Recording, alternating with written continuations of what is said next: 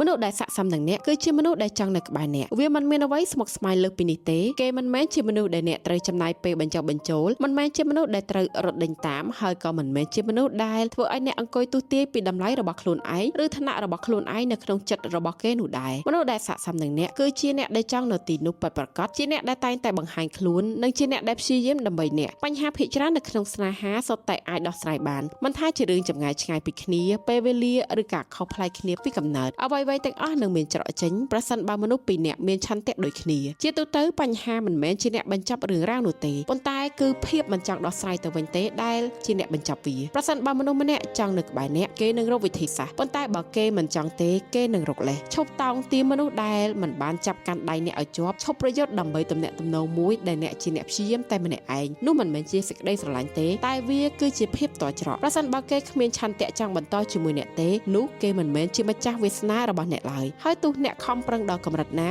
ក៏មិនអាចផ្លាស់ប្ដូរការពិតនេះបានដែរប្រឡែងគេទៅព្រោះមនុស្សដែលជាចំណាយពិត